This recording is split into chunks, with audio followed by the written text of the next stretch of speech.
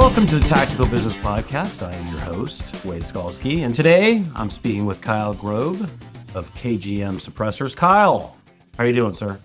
Good, man. How you doing? Good. I'm excited to talk to you. I haven't talked a lot of suppressors on this show before, so I hope to learn a lot today, and I'm excited for the topic. So welcome aboard. Oh, thank you for having me. It's good to be on. Cool. All right. Well, let's before we start talking about all things suppressor. How did you get to where you are right now? I'm assuming you didn't just pop out of the womb, wanted to go in the firearms business. No, I guess I'll back up a little bit. Schooling is mechanical engineering. Always been mechanically minded. Grew up as a welder and machinist through high school. Started welding really young. Bunch of trade in my family. So, grandfather was a master carpenter and contractor. Great uncle was a master machinist. So it really runs through the family. And then, so I went to school for ME, or actually MET, and then kind of jumped into the power generation world. So I spent 5 years in power generation on the robotic welding side. So we did like in-process repairs for nuke power plants, petrochemical, oil and gas, pulp and paper mill, a lot of stuff like that. So got a lot of tool design, but also process engineering and manufacturing engineering experience. And then honestly, just got tired of working for other people. So started the shop was kind of a side thing, really. We were doing a lot of automotive, so background in motorsports between motorcycles and cars. We were doing everything from roll cages in Porsche cars to twin turbo drag cars to stunt motorcycles. We were kind of doing a little bit of everything, but from the kind of fabrication and machining side of things, I've been a lifelong shooter. I grew up background, all bench press shooting and pistol and shotgun, everything from 5 stand and trap to precision 22s. So like 2015, 2016, we started playing around with suppressors. It was really out of a need or a want to kind of come up with something a little bit better. Well, one of my employees at the time had a suppressor, and we put it on my really accurate rifle, and wasn't as accurate anymore. And so it's like, all right, well, maybe there's a better mousetrap. Maybe we'll put some fluid mechanics behind us, some engineering. And that started out as like a side project, just something we did with extra machine time. And then it just got out of hand. And it grew. We picked up some OEM contracts. We grew the OEM side of the business. And just been continually growing to now we do contract manufacturing, medical device. We do kind of a plethora of things. Cool. So it's the environment in 2015 for suppressors is a lot different than the environment is now. And I think, there's two things to that. One is, I think, the regulatory environment, which we can talk about. But before we talk about that, I'd kind of like to talk about the perception of suppressors, because I think your normal person has this idea that like only a hitman or a professional soldier buys a suppressor, and it's not actually a safety device. You want to talk about that for a little bit? Yeah, it's interesting. So I want to say like the first show we went to, so probably 2016, half the questions well, aren't these illegal? And this is, your everyday guy. And it was like, no, they're perfectly legal. You got to go through this. I need this class 3 license to be able to buy these. Like, well, no, you file a tax. So to your point, the marketplace and the knowledge of the average consumer has evolved exponentially from even 2015, 2018, and on. So as suppressors have become more and more mainstream, you really start seeing the average guy go, oh, well, this is maybe something I should look at. And so we're starting to see a lot of that. Social media has definitely helped, hurt some, but definitely helped on the knowledge base. But the overall suppressor ownership population has greatly increased to I want to say it's probably over 4 million total suppressors registered. So it's one that it's grown significantly in the last 10 years. And, with some of the stuff, passing in this year and going into effect next year based around the tax stamp and essentially the digital side of the ATF registration, you're going to see, I think, a very large growth, just a linear growth too. I think you'll have some exponential growth when January 1st comes, but I think overall you'll have a very significant linear growth as the market expands. Yeah, and I think just as a normal person, I've never put myself out there as some kind of like super shooter. I'm about as normal as it gets in terms of, I don't have a ton of guns. I can shoot rifle, I can shoot, long gun, I can shoot pistol, whatever. But my view of suppressors has grown as well to where it's like it's a safety issue. I'm 52 and my hearing isn't that great now as it used to be. And if I'm taking, going shooting, you can, I don't know why there should be a stamp at all. It should be it should be like your headphones. It should be or your ear protection. It should be a safety issue. But so that's number one. So just from, I can tell you personally that's evolved. But then number two is the big thing that I saw was when the approval time went from 4 to 6 months or longer. So we were seeing people getting stamps, and I don't know if that's still true, but digitally within 10 days, right? Like extremely Oh, no, hours. We've got customers that have filed in the morning and they're called back to the gun shop that afternoon. right. Now, it is definitely a hit and miss of how fast it goes through the FBI NIC system, but the digitization of the forms themselves, it reduced a lot of the errors from manual input. It fixed so many of the things that were plaguing the Form 4 system, that it is, again, you've seen ownership go up because people just got tired of waiting for 9, 10, 12, 15. We had a customer that was like 17 months or something insane. He had no criminal background, no nothing. It just mistake after mistake after mistake on between the different agencies, and it was just this nuisance that people just didn't want to deal with. It wasn't worth it. So as those have sped up, and as this kind of everything's easier. Silencer Shop's done a great job. A bunch of other companies that have kind of made this process a lot easier. It's turned it into a much more stomachable process. And then when you take away the $200 stamp next year, like I said, even though you're filing, you're still technically filing for the stamp. It's just going to be exponentially faster. So I think a lot of the market that was previously, I don't want to deal with that, or I don't, suppressors aren't really my thing, or I think you're going to see a lot of newer buyers or people that have maybe been hesitant over the years actually start exploring it. And as well as I do, like once you shoot suppressed, it's very, very hard to go backwards kind of thing. Yeah, and the one thing about a suppressor too is that in terms of from a business perspective is that it's kind of a consumable, meaning that it has a shorter shelf life than say a firearm does, especially if you're a high volume shooter. So from a business perspective, every time someone buys a gun, they're gonna have to, if they're gonna want to buy another suppressor. But then at the same time too, is that you're gonna have over the life of your customer, you're gonna have repeat buy more than maybe you would if you were selling just a firearm, right? So I think it's a really unique business in the space because of that. Well, I think the product overall will evolve because of that capability. As it makes it easier, people can start looking at it a little more as a consumable. So if you go into military law enforcement, it is viewed as a consumable. It has a service life. It has, hey, X number of thousand rounds. You retire that product and you get another one.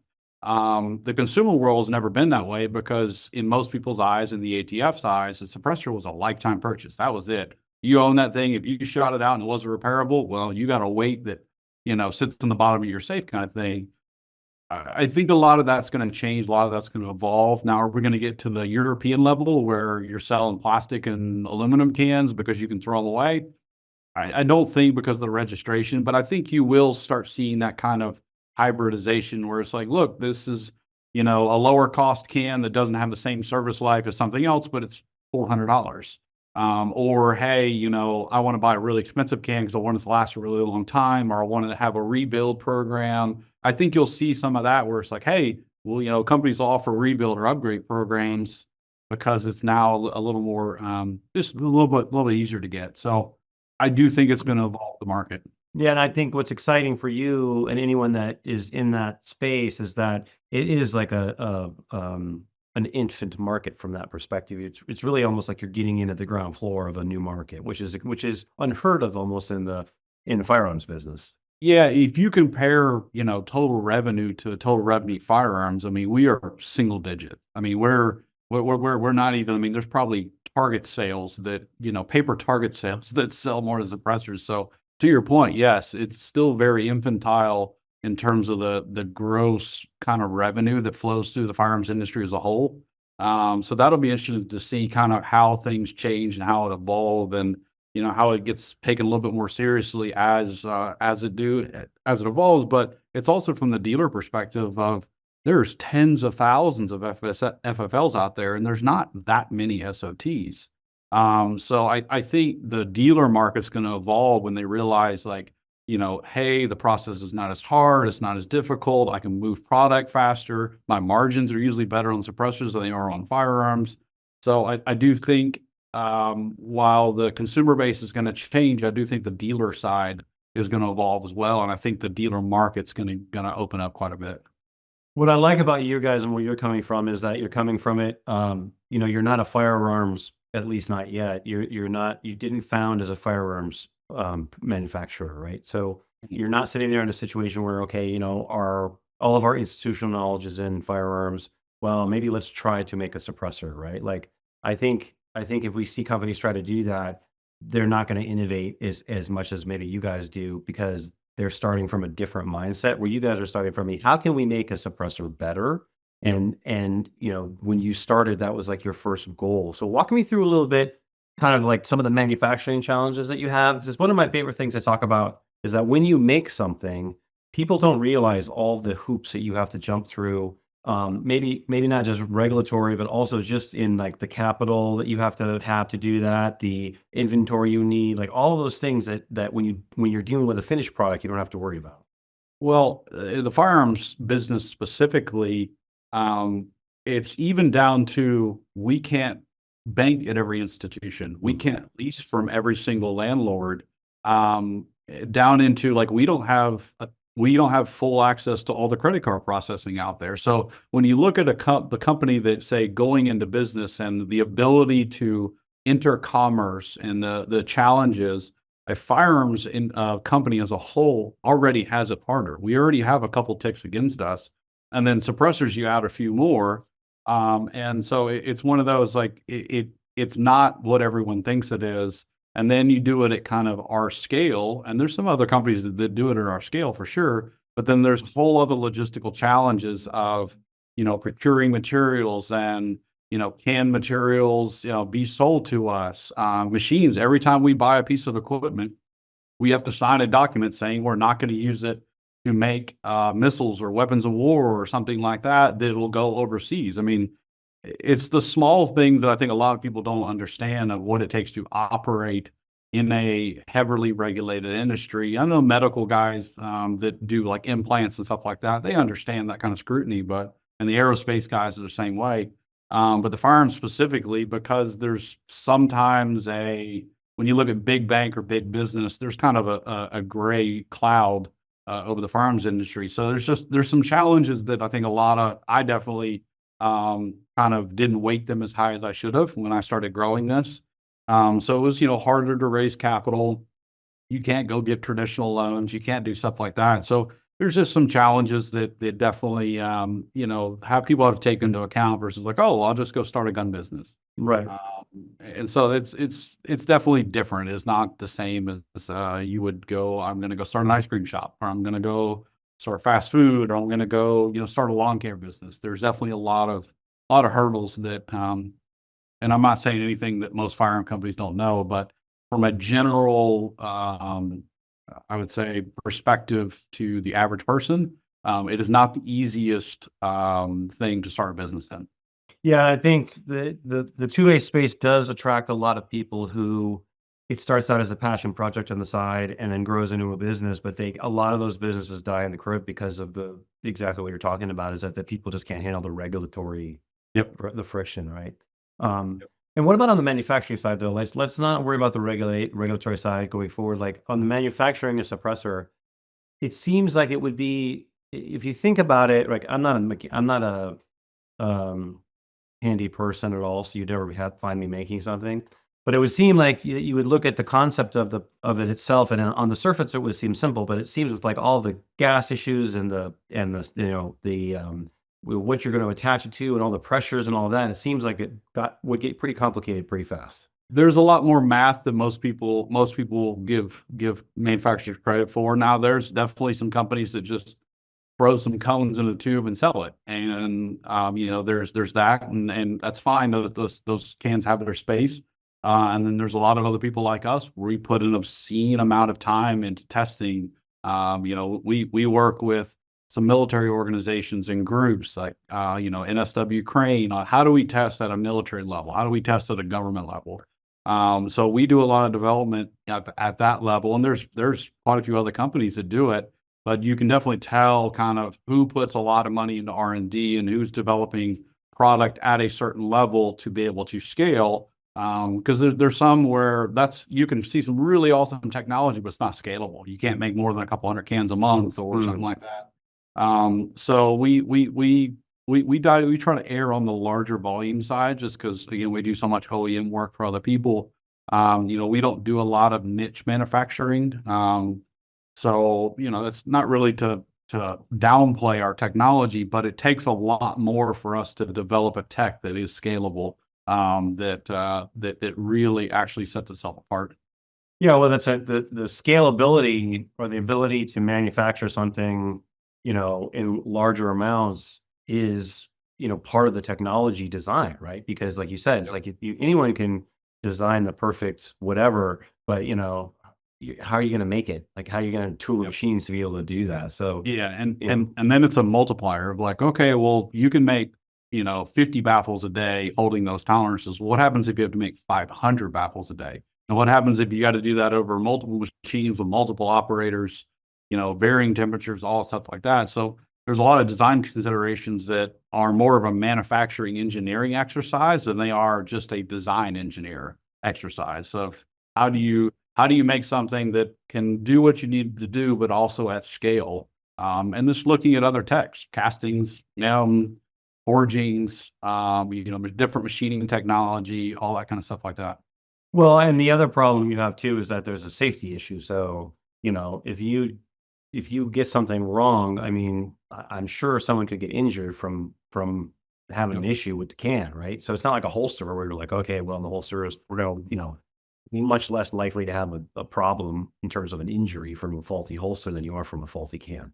Well, let's talk about those early years. So you say you started to kind of monkey around with it. You're making one. How did it feel when you made your first one that you were like, this actually is a real suppressor I made in like wherever you made it, right? Was that pretty cool? It must have been a cool Yeah, feeling. no, it was definitely very satisfying, and a lot of it again was a design experiment of like, can I make something better than what is on the market? And the first one we built was right there in the middle of the pack on the first design iteration. Like, okay, this has some legs. This is worth putting some effort into. Refine manufacturing process. How do we make them more accurate? So again, growing up from accuracy background and bench press shooting, accuracy was always that's always my driving factor. And even today, every single thing we design, it has to be accurate. Like that is our number one thing we start with. We either have to maintain the gun's accuracy or try to make it more accurate. And we're not alone. There are definitely some other companies that kind of push more on the accuracy side of things, but it's something we really try to hang our hat on. We've won our fair share of contracts because of it. And a lot of times it came down at the end of the day of maybe we weren't the quietest or maybe we weren't the lightest or something like that, but every single time they put that cannel into the gun, it did what it was supposed to do repeatedly every single time. And when you look from the hunting, that's been the biggest problem with hunters and suppressors. The myths of makes my gun less accurate and all that stuff like that.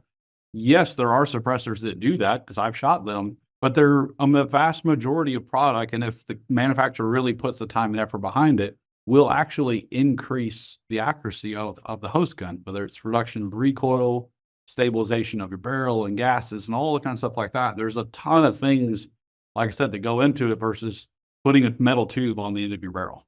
Right. Now, and again, I'm a total novice on this topic. So I have seen some people trying to print like 3D print suppressors, right? And so how is that technology, like, how do you view that technology? Is there a place for that technology? Is that something that you see you guys may use in the future somehow if it gets better? Like walk me through a little bit of that because it still So seems kind of space agey to me. yeah, so I mean, I've been following metal printing since kind of early 2000s, very, very long time. We saw it a lot in power generation. It's been in aerospace for probably the longest. And so it's one of those, you can create some absolutely amazing geometry. Some things that are just completely unproducible in any other way or any other manufacturing method. We do use a little bit. We experiment with it. I have a new machine coming in another month or so.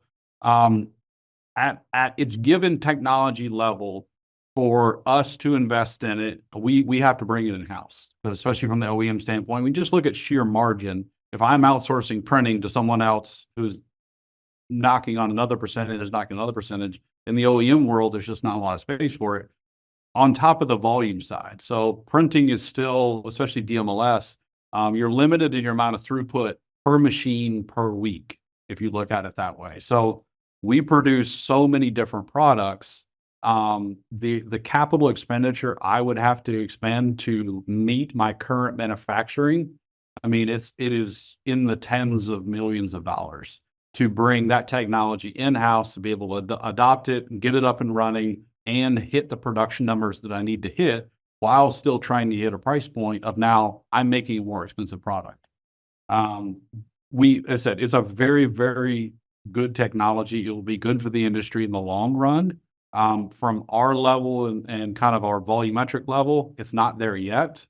But I do look forward to the day when I can fully adopt printing in some way, shape, or form, if it's part of the can or a piece or some sort of hybrid kind of thing. That's where I really think the future is the hybrid of machining and printing to give you the benefits of printing without, maybe all of the features or being able to hit some volumetric numbers. That's where I think printing will evolve to. At the end of the day, you have to give the consumer a better value product, not just a more expensive product. Well, and also too, that's where the design side comes in, right? So you're trying to figure out, like you said, how can we do this at scale, have it be effective so that we don't need the 3D printing geometry, right? Like if like you said, like you could design some space age looking suppressor that probably is like pushes all the buttons, but it takes forever to build because it's, it's the shape or whatever. Super complicated. Yeah, exactly. Yeah. And at least I find, I don't know if you find this, but as a consumer, the more complicated something is, the sooner it breaks. It's not a question of if it's going to break. It's like the sooner it breaks, right? So, Yeah. I'm kind of a Luddite in that way. It's like, just give me the simplest thing that works. And that will like my folding chair, right? Like I set my fat ass in this folding chair and this thing will go for about 6 months and then it will break. And then I just go buy another $20 one. It's fine. That's kind of how I look at it. So, yeah. And there's from a technology standpoint and kind of pushing the bleeding edge, 100% use case for suppressors, but usually the volume requirements are not there. Right. So it's really good niche, really good fit for that. And you can do some absolutely amazing geometry that you cannot produce any other way. Like I said, just in our current business model, it doesn't fit from a production application. But it allows, I would say the benefit is it allows a lot of these smaller guys to be able to get a product out there and kind of get their foot in the market and test designs. It's great for iterative testing. That's what we've used it for, is iterative testing. I can print 10 different versions of a suppressor and test them all to the nth degree to dial in a design, and then we'll move to mass manufacturing. That's what we use printing for, is how do I validate a design as fast as possible. Well, and I think too is that from a business principle, what's important to always remember is that you are not the market, right? So like you yourself, like Kyle has a different knowledge base for suppressors than the market does someone like me, right? It's like wine, okay? I describe wine as, oh, it tastes kind of grapey, right? Like that's my wine knowledge, right? So you don't have to design this unbelievable good wine for me to like it. Just does it taste good, and does it do what it's supposed to do? And so I think a lot of times people on the manufacturing side fall in love with what they would want, not realizing that there are so few of them in the market itself. Yeah. The automotive is a good example of what is the number one selling truck is the like mid-level or base model F-150. I mean, it's like, yeah, it does. It's a point A, point B vehicle. It's got a few things, nice things here and there. But at the end of the day, you get in and start it up. you can drive every single day. And I think that's what will happen to the market a little bit is I think your bell curve, I think it will bell curve a little bit more. Of You'll course, yeah. start seeing more of your middle. You'll have your high-end guys, and you'll have your, man, that's some fender washers in a tube kind of thing. But I think you're going to start seeing more of a bell curve of technology, but also a price point where, hey, man, may have a guy that shoots his rifle 10 times a year. He might shoot 100 rounds a year. Does he need $1,000 suppressor? Probably not. He's never going to shoot it. He doesn't need all Inconel. Like his use case is not the same as the guy that runs training classes and shoots 1,000 rounds a week. Right. Those two people have different requirements. They do not need the same product. So trying to sell Larry, $1,000 suppressor versus, operator A, that opens the marketplace for a wider breadth of products. So what would you say in your business when you were looking at your sort of your ideal customer, right? Like, did you go through that process and say to yourself, let's try to figure out who that is, what they want, and let's make that for them? Or did you kind of adopt the if you build it, they will come kind of thing? Like let's build a really good suppressor and then we'll figure out the rest later? Or it was like, are we going to build the suppressor for what we think people need? How did you come at the design problem? No, the design start really from the KGM product line was how do we build a good product for a specific use? We do a lot more tailored products. So we have a lot of multi-caliber or multiple different caliber stuff. I'm more of a engineering mind use case of like the right tool for the right job. We do have some more middle of the road generic product. But it still performs it punches above its belt. So our brand, our product line is a little more tailored to the more educated shooter or the more discerning shooter. And that's really just because that's kind of our mindset. I mean, we definitely don't build what we want exactly, but we have a lot of influence and we try to build what we would want to go into the store and find as a good value. I try to use value when we talk about our product is we're not the most expensive. We're definitely not the cheapest. But we add a lot of bullet points to the line for what you're paying for. So we design around that. How do you make a customer feel good enough about their purchase that they're going to want to buy again? It's interesting though, like you came at it from a different angle than I did. I was thinking about the person and you were thinking more about the job, right? So those are two different things because the person doesn't always know what the job of the suppressor is, right? So, Yeah. You could make a suppressor where like, we're going to engrave everyone's college alma mater on these suppressors, right? Or whatever, right? And that's how we're going to sell them. It doesn't matter what they do, but instead of being like, all right, well, let's, we want to make it accurate. We want to make it so it works in the field. We want to make, so that's interesting. So that's I think that's a really subtle but very important point coming from a design perspective. Yeah, it's more of that right tool for the right job kind of mindset. You don't want what is the saying? Jack of all trades, master of none. Like we actively try not to build that kind of product because we have a lot of shooters here. I mean, everyone that works here, they're all shooters. So we try to build, yes, what we would like, but also realistically, what is beneficial to the person versus just trying to make a sale. That's not what we design for. It's not what we try to do. It's like we want to genuinely build a product that someone is going to use. Like we build our products not to sit in a safe. They're built to be used. So let me ask you this. So let's say you take someone like me, right? So, I've got a concealed carry gun, I've got a nightstand gun, I've got an AR, I've got my Mossberg 500 shotgun, which is my favorite gun, which most people hate me for, right? That's my favorite gun. So if I was to start with a suppressor, where would I start? Would I start with my hunting guns? Would I start with a pistol? Like where would you recommend someone start as their first suppressor? Like what does that look like? Usually we recommend rifles, centerfire rifles, whether it be AR, whether it be a bolt gun, hunting rifle, something like that. And then I would say 22s are probably the one behind it. It's the easiest, cheapest to shoot. It's the most fun. It gets you kind of that Hollywood quiet, because that's the biggest kind of misconception that I think a lot of people have about, or essentially non-informed users is like, oh, well, why is it not super quiet? Well, you have supersonic crack for anything that's supersonic. So you're 5.56, like, why is this still loud? This suppressor doesn't work.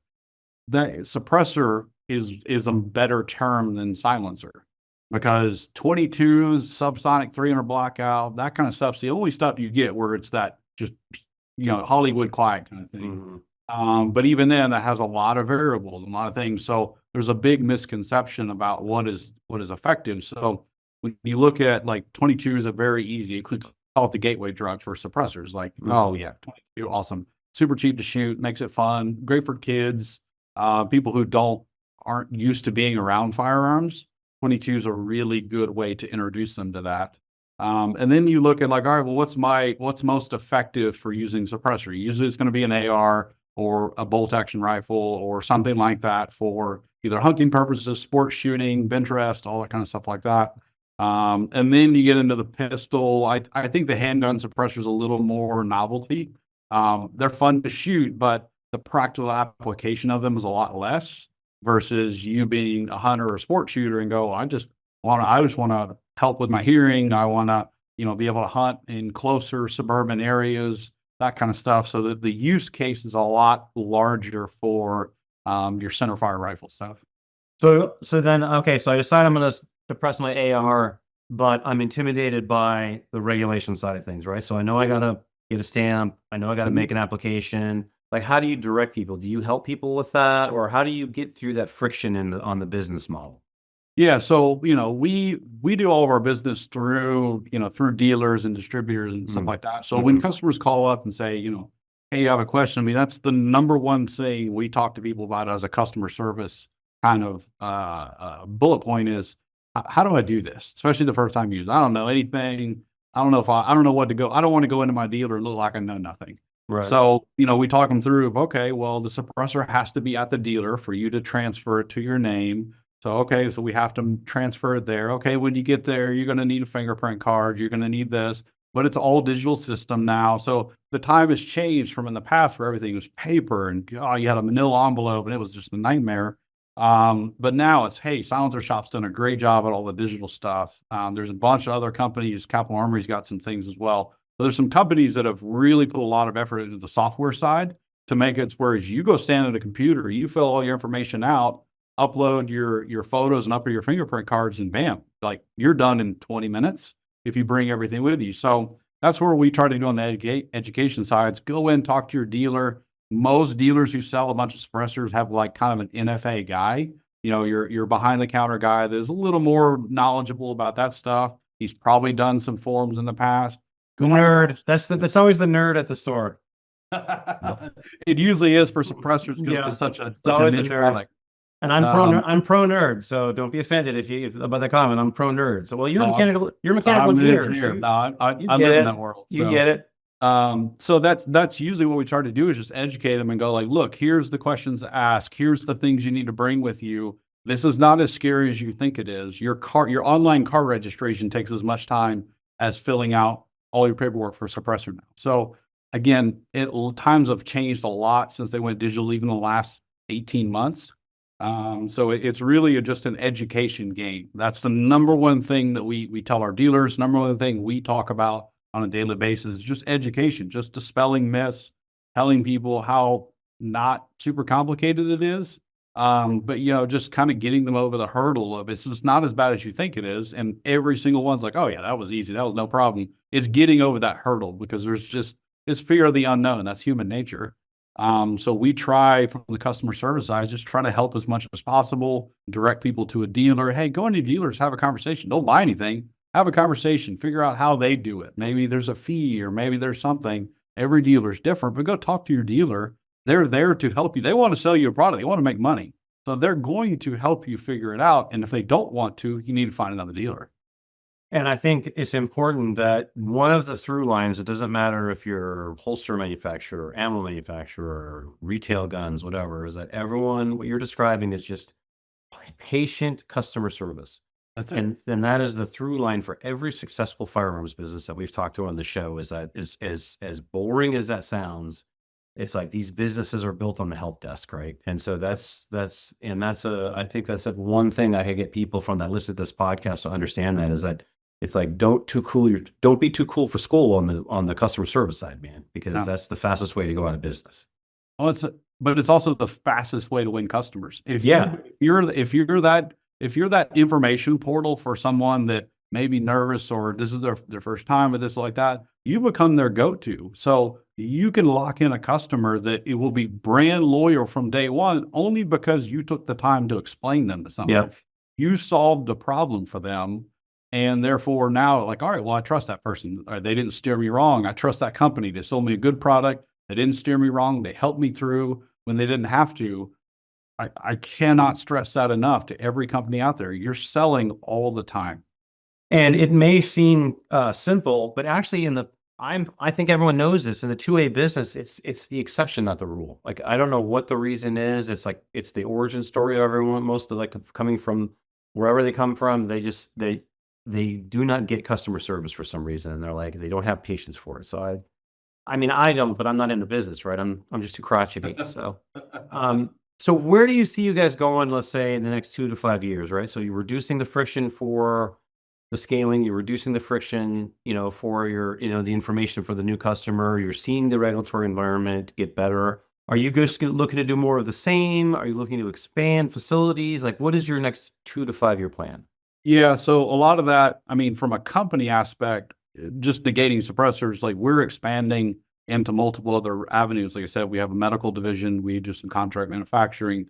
We want to grow our machine shop. We want to get bigger. We also want to diversify the product line.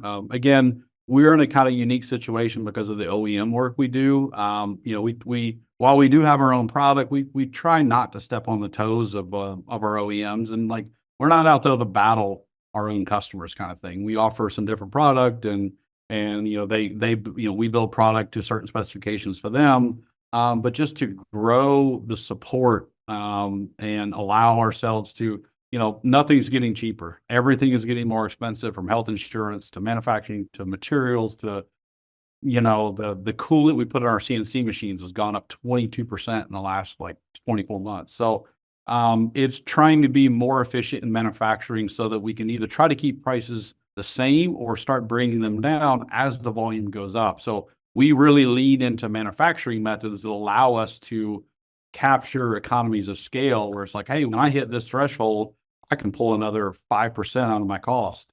Well, I can scale, or we can offer this new model at, a 10% reduction versus what we were projecting 12 months ago.